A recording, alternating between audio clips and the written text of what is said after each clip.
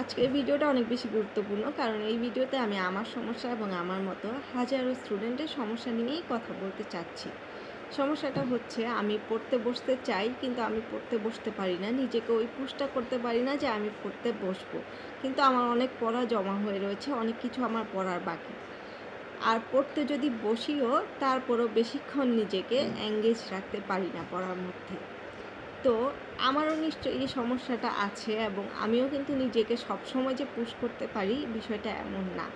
কিন্তু এই যে আমি একটু পড়াশোনা করলাম, একটু জানলাম, সেখান থেকে আমার যেটা মনে হয় সেটাই আজকে আপনাদের সাথে শেয়ার করব। এবং প্রথমেই বলবো, আপনার পড়তে বসতে ইচ্ছা করবে না, কনসেন্ট্রেশন ধরে রাখতে পারবেন না, এই বিষয়টা স্বাভাবিক।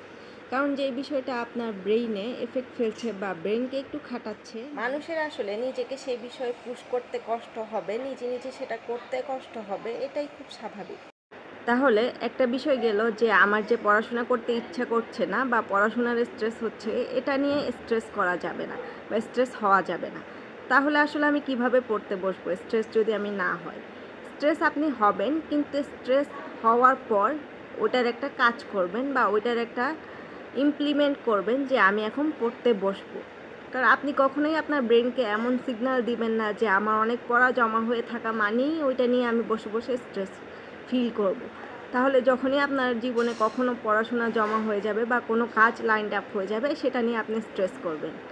এটা আপনার জীবনে একটা কন্ডিশনিং হয়ে যাবে। বরঞ্চ আপনি এটা করবেন যে আমি একটু স্ট্রেস করছি এবং সেটা নিয়ে আমি একটা প্ল্যান করছি এবং প্ল্যানটা এক্সিকিউট করছি। আমার পড়াশোনা জমা হয়ে গেলে আমি পড়াশোনাটা একটু একটু করে শেষ করছি এবং এটা নিয়ে স্ট্রেস করছি না যে আমার স্ট্রেস হচ্ছে। আমি কাজটার দিকে ফোকাস করছি বা আমার যেই গোল রয়েছে সেটার দিকে ফোকাস করছি।